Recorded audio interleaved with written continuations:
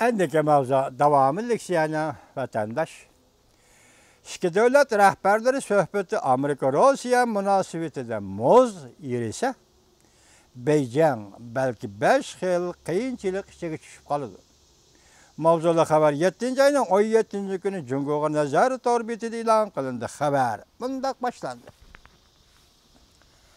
Amerika Koşmuş Ştatlarının Prezident Trump bilen Rusya Prezidenti Vladimir Putin Finlandiyadaki Helsinki şehrinde bir yukarı derecelikle sohbeti ötküzdü.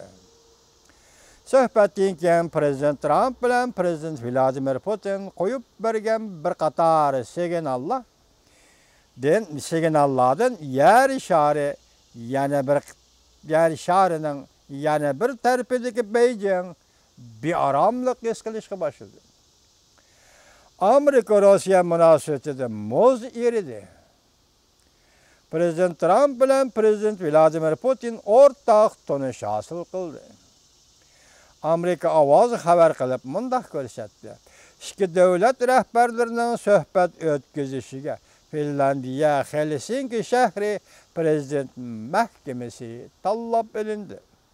Prezident Trump bilen Prezident Vladimir Putin sohbet jaryanida bir qatar meseleler, cümleden savdo ticaret, Jungo meselesi, harbiy ishlar qatorliq bir qator masalalar to'g'risida suhbatlaşdi. Nihayat Jungo meselesi degan gap mushta chiqyapti. Bir gap bormi nima vatandoshim? 2 soat davomlashgan iki davlat rahbarlarining suhbati oxirlashgandan keyin Prezident Trump bunday ko'rsatdi. Bu sohbat intayin natijali sohbat bo'ldi.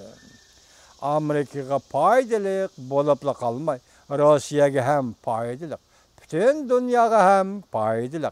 Keyin iki davlat rahbarlari va iki davlat amaldorlari xizmat siyosatda qatnashdi. Sohbat boshlanishdan 1 daqiqa burun Prezident Trump bunday ko'rsatdi. Amerika uzun yıllardan beri bilimsizlik ve ahmaklık kılganlıktın Amerika-Rusya münasebeti ahmak bara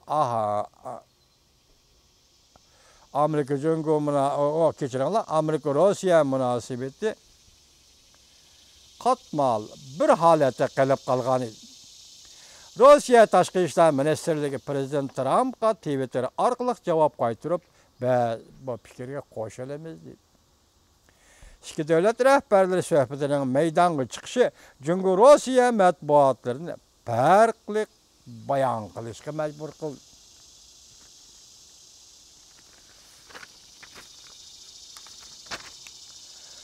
Tarqıtılgan uçurdan yarışanın o tarafındaki Beijing bir aramsızlık his kıldı. Şuna okşaşlı bir vakitte merkezi televizyon istensi iki devlet başlıklarının sohbetini bexatarlik meselesiga merkezleştirip haber kılgan bolsak, gördünüz mü?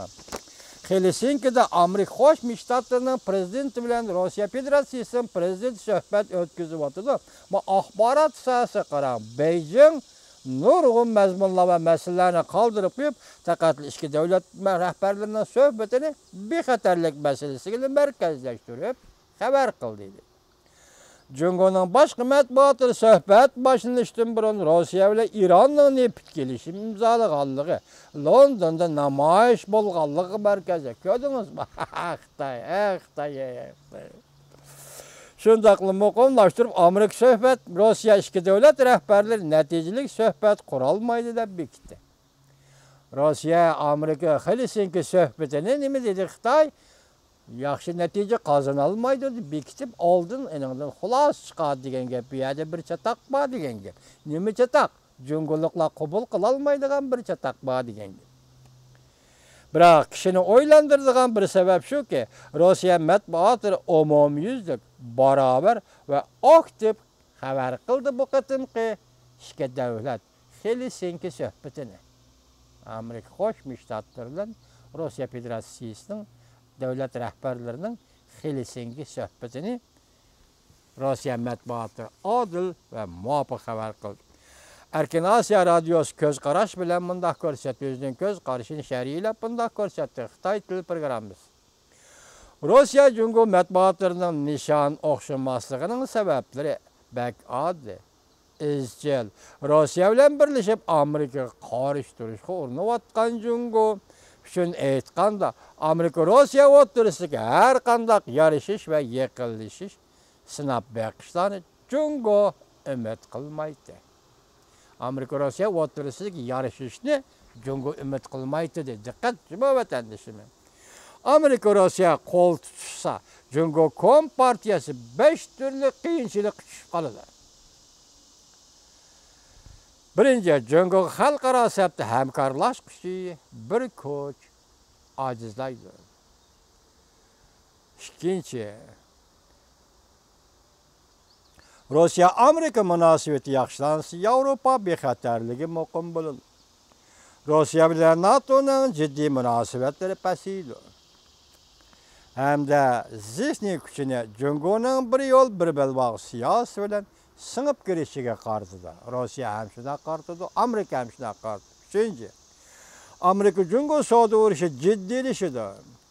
Agar prezident Trump Rossiyani Amerika bilan bir safda turishga ko'ndira olsa, Jungo nihoyat zo'r savdo, tijorat va energiya tayanchidan ayrilib qoladi.